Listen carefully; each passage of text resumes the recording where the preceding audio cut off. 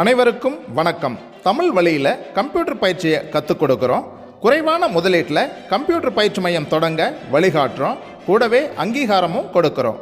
வேலைவாய்ப்பு அதிகமாக உள்ள கம்ப்யூட்டர் கோர்ஸுகளை தேர்வு செஞ்சு நடத்தி அதற்கு அரசு பதிவு பெற்ற சான்றிதழ்களை கொடுக்குறோம். இப்படி கம்ப்யூட்டர் பயிற்சி வழங்குதல், தொழில் வாய்ப்பை உருவாக்குதல், வேலை வாய்ப்புகளை ஏற்படுத்துதல் என்று 3 பணிகளையும் தமிழ்நாடு முழுவதும் மிகச் சிறப்பாக கடந்த 25 வருஷமாக செஞ்சுட்டு வர்றோம். இதில் எது உங்களுக்கு தேவைப்பட்டாலும் கமெண்ட்டில் கேளுங்க, உங்களுக்கு முழு விவரங்களை தெரிவிக்கிறோம். சரி, இப்போ இன்றைக்கான பாடத்தை பார்ப்போம். நன்றியுடன் டிசிடிஎஸ் கம்ப்யூட்டர் எஜுகேஷன் ISO தரச்சான்று பெற்ற நிறுவனம்.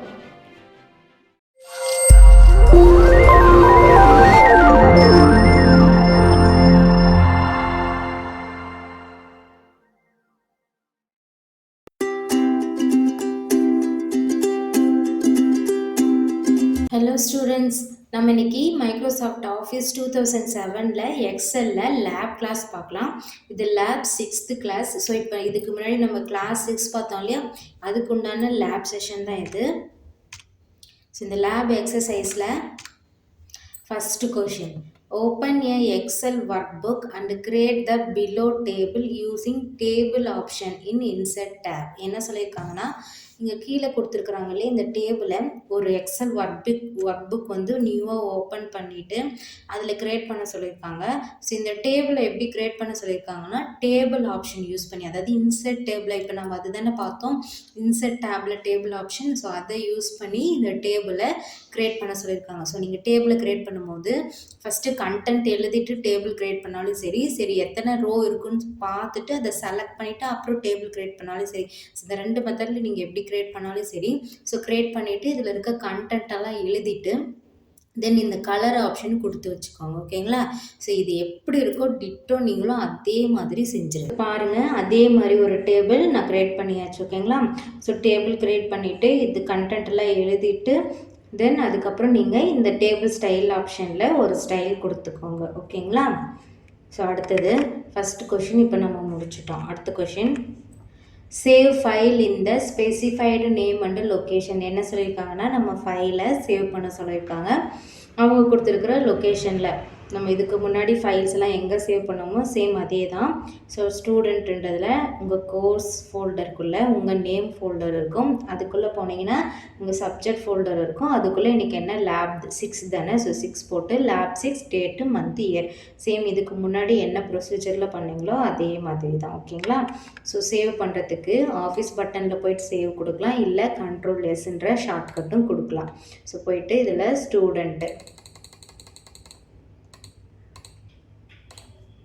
ஸ்டூடெண்ட்குள்ளே DCA, அதுக்குள்ளே உங்கள் நேம் போட்ட ஃபோல்டர் இருக்கும்.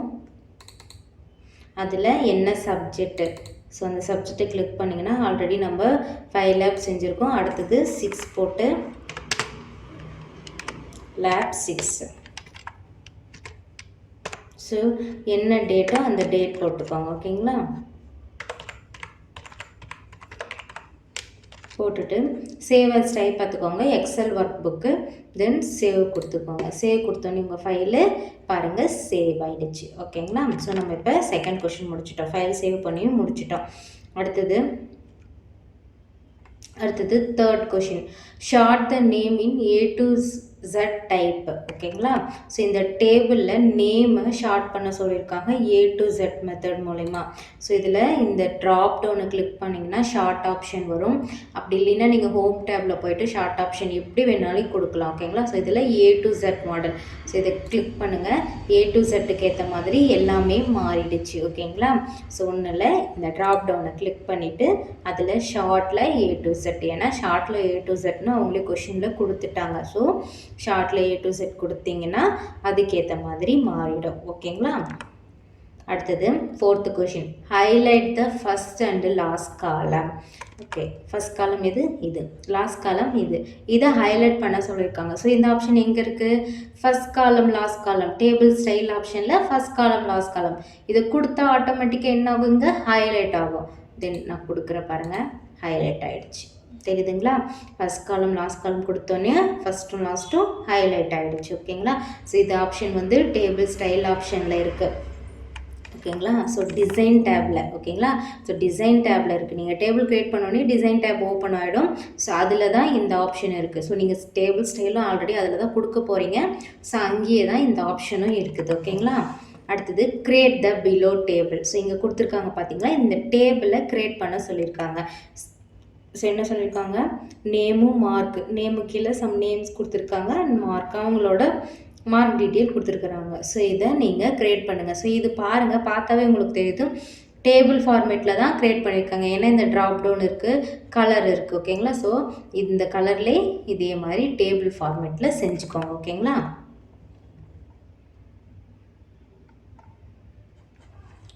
ஸோ பாருங்கள், டேபிள் க்ரியேட் பண்ணியாச்சு. அவங்க எப்படி கொடுத்தாங்களோ அதே கலரில் சேம் அதே மாதிரி டேபிள் ஃபார்மேட் கொடுத்து அந்த நேம் மார்க்ஸ் எல்லாமே நம்ம என்ட்ரி பண்ணியாச்சு. இப்போ அடுத்த கொஷின், ரிமூவ் டூப்ளிகேட்ஸ் நேம் இந்த எபோவ் டேபிள். முன்னாடி போட்ட டேபிளுக்கு ரிமூவ் டூப்ளிகேட் பண்ணணும் நேமை ஓகேங்களா. ஸோ நேமை டூப்ளிகேட்ஸ் நேம் இருந்தால் ரிமூவ் பண்ணிடுங்கன்னு இருக்குது. ஸோ பார்த்தாவே தெரியுது நமக்கு ரிமூவ் டூப்ளிகேட் இருக்குன்னு. ஸோ நம்ம அந்த ஆப்ஷனை வச்சே நம்ம ரிமூவ் பண்ணிடலாம் ஓகேங்களா. Remove duplicate, so remove duplicate click பண்ணால், ஸோ இங்கே எது ரிமூவ் பண்ண சொல்லியிருக்காங்க, நேமு ஓகேங்களா. நேமில் இருக்க டூப்ளிகேட்ஸை தான் ரிமூவ் பண்ண சொல்லியிருக்காங்க. அதனால் நமக்கு நேம் மட்டும்தான் தேவை, மார்க் தேவையில்லை. மார்க்கை கிளிக் பண்ணிவிட்டு ஓகே கொடுத்திங்கன்னா இருக்குது பாருங்கள், 2 டூப்ளிகேட்ஸ் வந்து ரிமூவ் ஆகிருக்கு, 5 வேல்யூஸ் ரிமைன் இருக்குது. ஓகே கொடுத்துருங்க ஓகேங்களா. ஓகே கொடுத்த அப்புறம் உங்களுக்கு 5 வேல்யூஸ் மட்டும்தான் இருக்கும் ஓகேங்களா. ஏன்னா நமக்கு 2 ரிமூவ் ஆகிடுச்சு டூப்ளிகேட் கொடுத்தோடனே. அடுத்தது 7th question, change the row colour and use filter colour option and note the result. So என்ன சொல்லியிருக்காங்கன்னா, நம்ம இப்போ ஃபில்டர் கலர் யூஸ் பண்ணணும். அதுக்கு முன்னாடி நம்ம என்ன பண்ணணும், ரோக்கு கலர் கொடுக்கணும். ஸோ ரோக்கு கலர் கொடுத்துட்டு அதுக்கப்புறம் ஃபில்டர் கலர் ஆப்ஷன் யூஸ் பண்ணிவிட்டு அந்த ரிசல்ட் எப்படி இருக்குன்னு பார்க்க சொல்லியிருக்காங்க ஓகேங்களா. ஸோ ஃபஸ்ட் நம்ம ரோக்கெல்லாம் கலர் கொடுத்துக்கலாம். ஸோ நான் ஃபஸ்ட்டு இந்த ரோக்கு, ஸோ நான் கொடுக்குற கலரை அப்படியே 1 by 1 கொடுத்துருங்க. ஃபில் கலரில் போயிட்டு ஓகேங்களா. ஸோ ஃபஸ்ட்டுக்கு க்ரீன் கலர் கொடுங்க, அடுத்தது ரெட் கலர் கொடுங்க, அடுத்தது ப்ளூ கொடுங்க,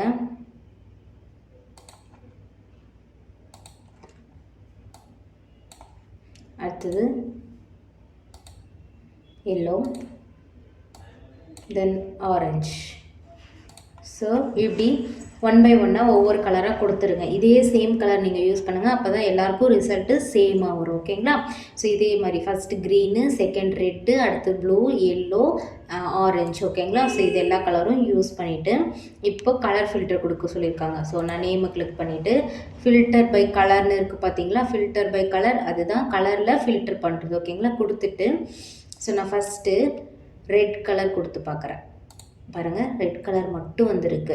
ஸோ ஃபில்டர்னால் என்ன, நம்ம என்ன கொடுக்குறோமோ அது மட்டும்தான் இருக்கும். ஷார்ட்டாக நம்ம என்ன கொடுக்குறோமோ அது முதல்ல வந்து இருக்கும், அடுத்தது அடுத்தடுத்தது வரும் ஓகேங்களா. ரெண்டுத்துக்கு டிஃப்ரென்ஸ் புரியுது தானே. ஷார்ட்னா நம்ம கொடுக்குறது முன்னாடி ஃபஸ்ட்டு ரோவில் வரும், மீதியெல்லாம் அடுத்தடுத்து விசிபிள் ஆகும். அதே ஃபில்டர்னால் நம்ம கொடுக்குறது மட்டும்தான் விசிபிள் ஆகும் ஓகேங்களா. ஸோ கன்ஃபியூஷன் ஆகிக்காதீங்க. அடுத்தது ஃபில்டர் பை கலரில் நான் ப்ளூ கலர் கொடுத்து பார்க்குறேன், ப்ளூ மட்டும் வருது. ஸோ இப்படி 1 by 1 கொடுத்து செக் பண்ணுங்கள் ஓகேங்களா. அடுத்தது ஆரஞ்சு வருது. ஸோ அடுத்தது க்ரீன் கொடுக்குறேன், க்ரீன் வருது. அடுத்து எல்லோ கொடுங்க, எல்லோ வந்துட்டு. ஸோ எல்லாமே இருக்குது. ஸோ இப்போ நமக்கு வேணும்னா கிளியர் ஃபில்டர்னு கொடுத்திங்கன்னா இப்போது கிளியர் ஃபில்டர் வந்து கிளியர் ஆகிட்டு நமக்கு நார்மலாக வந்துடும் ஓகேங்களா. ஸோ இந்த மாதிரி 1 by 1 கொடுத்து செக் பண்ணுங்கள் ஓகேங்களா. அடுத்தது 8th question, change the table into normal table using convert to range option. So என்ன பண்ண சொல்லியிருக்காங்கன்னா, நம்ம டேபிளை நார்மல் டேபிளாக மாற்ற சொல்லிட்டாங்க. ஸோ நார்மல் டேபிளாக மாற்றுறது எந்த ஆப்ஷன் மூலயமா, கன்வெர்ட் டு ரேஞ்ச் ஆப்ஷன் மூலயமா ஓகேங்களா. So convert to range option மூலயமா நம்ம டேபிளை நார்மலாக மாற்றிடலாம். ஸோ டிசைனில் கன்வெர்ட் டூல்ஸில் பாருங்கள், கன்வெர்ட் டு ரேஞ்சுன்னு இருக்கும் ஓகேங்களா. ஸோ இங்கே இருக்குது. ஸோ இதை கிளிக் பண்ணிங்கனாவே அது கேட்கும். நீங்கள் எஸ் கொடுத்தீங்கன்னாவே என்ன ஆகும், நமக்கு டேபிள் நார்மல் ஃபார்மேட் மாறிடும். நார்மல் ஃபார்மேட்னால் இங்கே என்ன மீனிங், அந்த கலர்ஸு எல்லாமே அப்படியே இருக்கும், இந்த ஃபார்மேட் மட்டும் போயிடும் ஓகேங்களா. ஸோ கலர்ஸு அந்த என்னென்ன நீங்கள் கொடுத்துருக்கீங்களோ ஸ்டைலு அது எல்லாமே அப்படியே இருக்கும். ஆனால் அந்த டேபிள் ஃபார்மேட்லேருந்து நார்மல் ஃபார்மேட்டுக்கு வந்துடும். ஸோ இதுதான் அதே நீங்கள் Ctrl Z கொடுத்துட்டு நீங்கள் டேபிள் ஃபார்மேட்னா என்ன இருக்கணும், டிசைன் இருக்கணும். இப்போ டேபிள் ஃபார்மேட் இல்லைன்னா அந்த டிசைன் போயிடணும். ஓகேங்களா, இதுதானே இது ரெண்டுத்துக்குள்ள டிஃப்ரென்ஸு. ஸோ அடிக்கடி சேவ் பண்ணிக்கோங்க. Ctrl+S கொடுத்துட்டு அடிக்கடி உங்கள் ஃபைலை சேவ் பண்ணிக்கோங்க. அப்போ தான் நீங்கள் பண்ணுறது எல்லாமே அப்படியே இருக்கும். ஓகேங்களா. ஓகே ஸ்டூடெண்ட்ஸ், நம்ம இன்றைக்கி ரெண்டு விதமான டைப் பார்த்தோம். ஸோ ஃபஸ்ட்டு என்ன பார்த்தோன்னா, ஃபஸ்ட்டு ஒரு டேபிளை க்ரியேட் பண்ண சொன்னாங்க.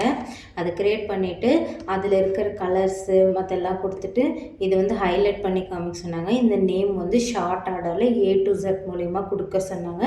இதை கொடுத்துட்டு நம்ம ஃபில்ட்ரு பண்ணி பார்த்தாச்சு. அடுத்து ஒரு டேபிள் போட சொன்னாங்க. அந்த டேபிள் போட்டுட்டு இந்த டூப்ளிகேட் ரிமூவ் பண்ண சொன்னாங்க. தென் அதுக்கு கலர் கொடுத்துட்டு ஃபில்டர் கலர் யூஸ் பண்ணி 1 by 1 செக் பண்ண சொன்னாங்க. அடுத்தது கன்வெர்ட் ரேஞ்ச் கொடுத்துட்டு நார்மல் ஃபார்மேட்டுக்கு மாற்ற சொன்னாங்க. நமக்கு ஆல்ரெடி தெரியும் கன்வெர்ட் டு ரேஞ்ச்னாவே அது நார்மல் ஃபார்மேட்டு தான். ஓகேங்களா. ஸோ நீங்களும் இதே மாதிரி 1 by 1 ஒவ்வொரு கொஷினையும் படிச்சுட்டு அதுக்கேற்ற மாதிரி உங்களோட ஆன்சர் பண்ணிங்கன்னா உங்களுக்கும் இதே மாதிரி சேம் ரிசல்ட் வரும். ஓகேங்களா.